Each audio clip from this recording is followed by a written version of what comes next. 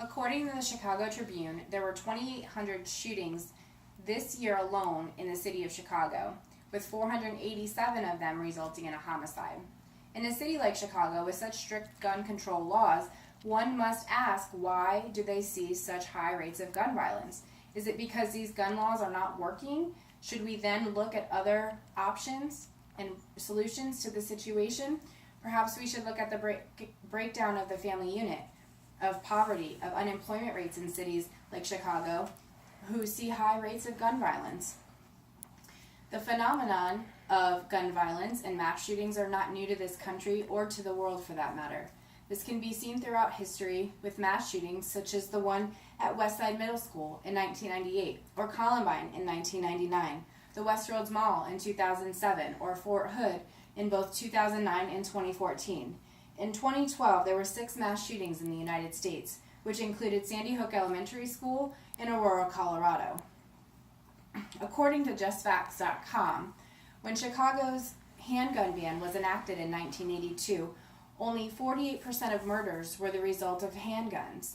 However, from 2003 to 2010, during the handgun ban, 71% of all murders in Chicago were committed with handguns. This shows us that banning guns does not result in less gun violence. It actually did the opposite in Chicago. Perhaps we need to focus on the person committing the crime versus the weapon that they are choosing to use to perpetuate their crimes. According to CrimeInAmerica.net, there are 10 factors that are attributed to violent crime. One of them is poverty and unemployment at a staggering 74%. If you take the guns out of the hands of criminals, they will just find other means to perpetuate the crimes that they want to commit. Not all murders are committed with guns. There are other weapons that are used, and my mom always said, when there's a will, there's a way. I want to move on to the Second Amendment and discuss the controversy that surrounds it. Many people question its intended purpose, and I think that Thomas Jefferson said it best when he said that laws that forbid the carrying of arms disarm only those who are neither inclined nor determined to commit crimes. Such laws make things worse for the assaulted and better for the assailants. They serve rather to encourage than prevent homicides, for an unarmed man may be attacked with greater confidence than an armed one. I think he said it best, and I think he explained why it is important for citizens, law-abiding citizens, to be armed in this country to protect themselves and others from violence. And it is also important to note that according to Clayton Kramer, in his article, The Racist Roots of Gun Control, that the first gun laws dating back to the 1700s were created to prohibit Black Americans from owning guns.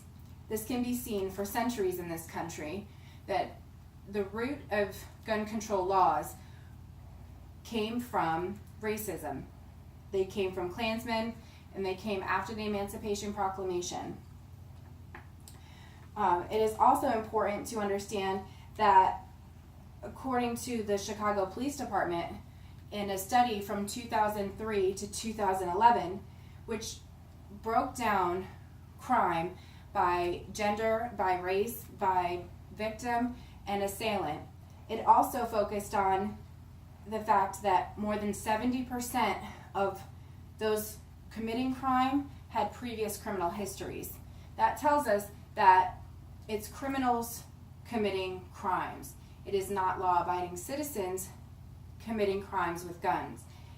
And we need to, as a country, focus on how to rehabilitate people and prevent these crimes from occurring, especially with repeat offenders. Now, most people who don't own guns or understand why people would want to own guns think that people who do own guns are violent people. That's not true.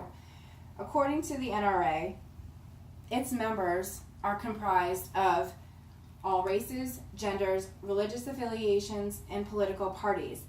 They currently have 5 million members and are in 42% of homes across the country. According to the FBI crime statistics, in states which have adopted the concealed carry laws, which allow law-abiding citizens after training, certification, and background checks to carry guns concealed.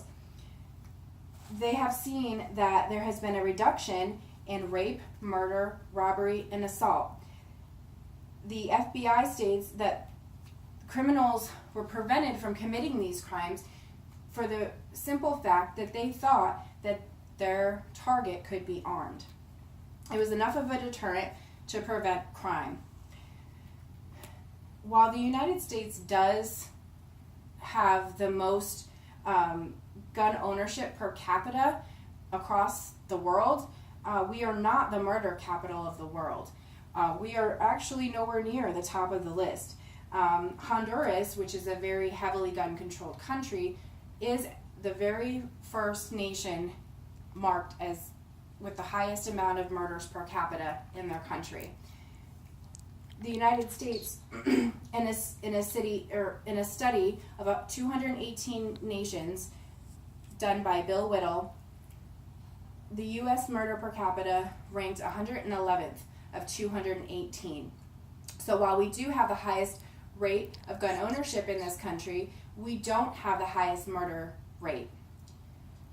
We are below Venezuela and North Korea, both heavily gun-controlled countries. Perhaps we need to relook at the gun control laws, or what the media and our president says are common sense laws. If common sense would apply to this, we would see that restricting guns does not reduce the violence in this country.